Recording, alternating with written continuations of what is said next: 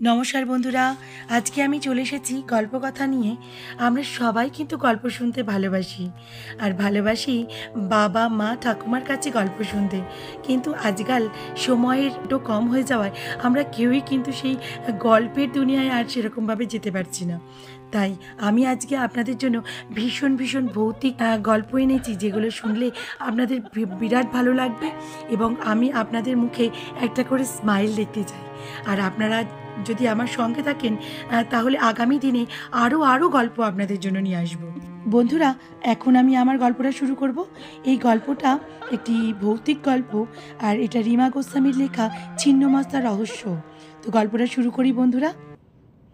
হুম না হুম না হুম না হুম না, মশাল হাতে নিয়ে কয়েকটি সেপাই দ্রুত পায়ে এগিয়ে যাচ্ছে, আর আওয়াজ দিতে দিতে পালকির বাহকরা পালকি বইছে। পিছনে আর সামনে আছে লেঠেলের দল। পালকি রাত্রির শেষ প্রহরের আগেই পৌঁছে যেতে হবে ছিন্নমস্তার দহে। হ্যাঁ, এটাই কিছু সময় ধরে চলে আসছে ভবানীপুরের জমিদারিতে। পালকিতে করে সুসজ্জিত এক পুরুষকে নামিয়ে রেখে আসা হয় ছিন্নমস্তা দহে। পরের দিন সকালে সেই পুরুষের চর্মস্থিহীন অংশবিশেষ মেলে শুধু। বাহকদের নির্দেশ দেওয়া হয়েছে তারা পালকি থেকে পুরুষটিকে নামিয়ে যেন সোজা ফিরে আসে, কোনোভাবেই যেন কেউ পিছনে ফিরে না তাকায়। তাকালেই অবধারিত মৃত্যু। যাতে কাহার বাহকরা কেউই স্বইচ্ছায় যায় না সেই ভীষণ রহস্যময় দহে। এক প্রকার বাধ্য হয়েই তাদের যেতে হয়। ভবানীপুরের যেখানে সীমানা শেষ, তার আগেই সেই জলা জায়গা। এককালে নাকি অজয় নদের একটা স্রোত এখান দিয়ে প্রবাহিত হতো। কালের নিয়মে নদ নিজের গতিপথ বদলে ফেলেছে, আর সেই নদের পথ হয়ে গেছে কাদার দলদল ভরা এক দহ। বিশাল এলাকা জুড়ে জঙ্গল, তার মাঝে এই দহর পাশেই রয়েছে দেবী ছিন্নমস্তার মন্দির আর এক পরিত্যক্ত শ্মশান। এককালে এই শ্মশানে গ্রামের নারীদের অন্তিম কাজ সম্পন্ন হতো। তারপর সেই ঘটনা ঘটে যাওয়ার পর থেকে ভবানীপুরের জন্য দুটি বস্তু নিষিদ্ধ হয়ে যায়। এক এই শ্মশান, আর দ্বিতীয় মহাবিদ্যা ছিন্নমস্তার পুজো। পরিত্যক্ত হয়েই পড়েছিল সব কিছু। তারপর একদিন এক বৃদ্ধ তান্ত্রিক এলো গ্রামের ওই শ্মশানে। কিছুদিন ধনী জেলে সেখানেই সাধনা করে ফিরে গেল সেই তান্ত্রিক। এদিকে ঘটতে শুরু করলো ভয়াবহ ঘটনা, তাও জমিদার বাড়িকে কেন্দ্র করে।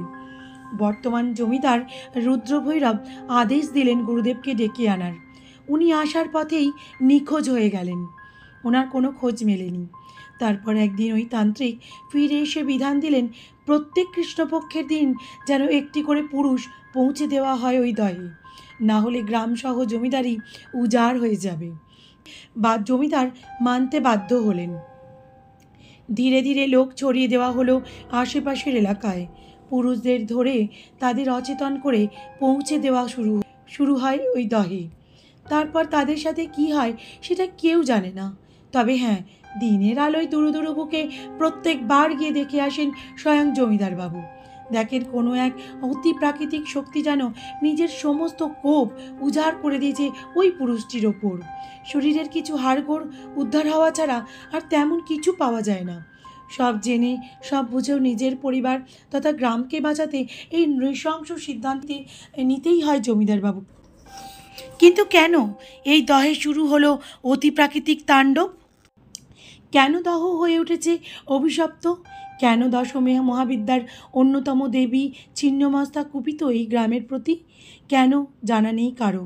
তবে একটা ঘটনা ঘটেছিল কয়েক মাস আগে এই ভবানীপুরের মাটিতে। তারপর থেকেই যে অশান্তির শুরু, এটা এই গ্রামের শিশুরা পর্যন্ত জানে। সেই দিনটা ছিল কৃষ্ণপক্ষের রাত। জমিদার গিন্নি আগেই বলেছিলেন এত দিন থাকতে একমাত্র সন্তানের বিয়ে কৃষ্ণপক্ষের রাতে না দিলেই কি নয়। কিন্তু জমিদার এক কথার মানুষ। মেয়ের বাড়ি কথা দিয়ে যখন এসেছেন, লগ্নপত্র যখন হয়ে গেছে, তো বিয়ে সেদিনই হবে। তো যথারীতি আজাগের আলো সাজিয়ে বরযাত্রী বেরিয়েছিল পাশের গাঁয়ের দিকে। জমিদার রুদ্রভৈরবের একমাত্র পুত্র গিরিজাশঙ্কর হলো ভীষণ জেদি, বদরাগী, নাস্তিক মানুষ। বাপের বিশাল জমিদারির একমাত্র দাবিদার হিসাবে একটু বেশিই যেন অহংকারী।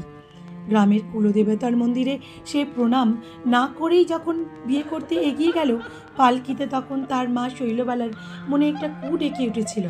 কিন্তু তিনি নারী, তাই তার বক্তব্যের কোনো মূল্য নেই। এই গ্রামের রীতি অনুযায়ী মেয়েদের কথার কোনো দাম নেই। তারা শুধু সন্তান বিয়াতে আছে, বাকি তারা বোঝা ছাড়া আর কিছুই নয়। তাই তো তাদের জন্য সীমানার শেষে ওই দহে আয়োজন করা হয় অন্তিম ক্রিয়ার। তাদের জন্য শ্মশান পর্যন্ত আলাদা। পুরুষদের সেখানে চিতা জ্বলে, সেখানে তাদের মৃত শরীরেরও ঠাঁই নেই। বরিশালের জমিদার সপ্তপর্ণী নিজের মেয়ের বিয়ের জন্য ভবানীপুরকে নির্বাচন করে যাতায়াতের সুবিধার্থে পাশের গ্রাম কুসুমগঞ্জে এসে উপস্থিত হন। কুসুমগঞ্জে ওনার ভাইরাবাই থাকেন, তাই সমস্যা হয় না। জ্যেষ্ঠ কন্যা রুদ্রমার বিয়ে হলেই সপ্তপর্ণী ফিরে যাবেন বরিশাল। বরযাত্রী যাবার পথে কলকাতা থেকে আসা গিরিজা শঙ্করের ইয়ারদোস্তদের সাথে তার ঈশ্বরের অস্তিত্ব নিয়ে বিতর্ক বাধে। একদল বলে ঈশ্বর আছেন, আর একদল বলে ঈশ্বর বলে কেউ নেই। গিরিজার মাথায় খেলে যায় দুষ্টু বুদ্ধি। বরযাত্রী তখন গ্রামের সীমানা পেরিয়ে যাবেই করছে, পাশাপাশি দুটো পালকিতে চলেছে বিতর্ক। গিরিজাশঙ্কর আদেশ দিল পালকি বাহকদের, পুরো বরযাত্রী দল দহে যাবে। বরযাত্রী সকলেই পুরুষ, কিন্তু সবাই রে রে করে উঠল বরের এমন কথা শুনে। শুভ কাজে যাবার সময় কেই বা শ্মশান দর্শন করে? দহে তো কিছুই নেই, দেবী ছিন্নমস্তার মন্দির আর শ্মশান ছাড়া।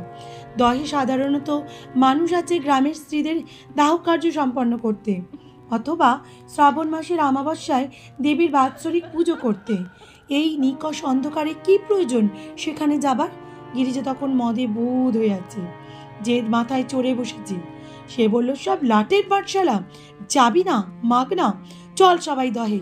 আজ গিরিজা শঙ্কর দেখাবে তোদের দেবদেবতার নামের সব বুজরুকি কি করে ভাঙতে হয়। আগামী জমিদার সে, তাই তার আদেশ অমান্য করা যাবে না। তার হাতে সব সময় থাকে পিস্তল। বলা যায় না আজ শুভ কাজে সেটি সঙ্গে করে নিয়েই এসেছে, তারপর দেবে ধাঁ করে চালিয়ে। সেটি কারোর ওপর পিতৃপুরুষের দেওয়া প্রাণ কেই বা আর অমন বেঘরে দিতে চায়। তার বন্ধুরা ততক্ষণে বেশ আমোদ পেয়েছে এই নিয়ে। তারা বাহুবা দিতে থাকলো গিরিজাকে। নায়েব মশাই বয়োজ্যেষ্ঠ হিসাবে যাচ্ছিলেন বিয়েতে, সঙ্গে নতুন বউকে আশীর্বাদ করার জন্য গিরিজার মামা। গিরিজার মামা রেগে বলেন, ভাগনা, তুমি যেতে চাও যাবে তোমার ইয়ার দোষদের নিয়ে, কিন্তু বাকিরা কেউ যাবে না। বাকিরা এখন কেউ ওই দহের মাটিতে পা দেবে না। গিরিজা বলল, বেশ তাই হবে, চলো বেহারাগণ, আমাদের দুটি পালকি নিয়ে দহে। আজ এসপার কি ওসপার করেই ছাড়বো আমি। বরযাত্রীর দল এই ভেবে রাতের অন্ধকারে ভিন গ্রামে যাচ্ছিল, যাতে মাংস আর মিষ্টি তর্ক করে বালতি বালতি খেয়ে আসা যায়। এই জেদি বদরাগী জমিদারের পুত যে মাঝপথে এমন একটা অস্থির কাণ্ড ঘটিয়ে দেবে, সেই আন্দাজ কেই বা করতে পেরেছিল। ওদিকে সপ্তপর্ণী ঘর বার করছেন, এখনো পাশের গ্রাম থেকে বরযাত্রী এলো না।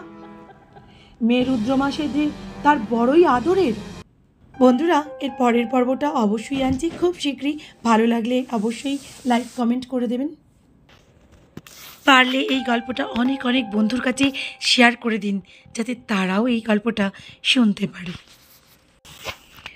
আজ তবে চলি, দেখা হচ্ছে নেক্সট এপিসোডে।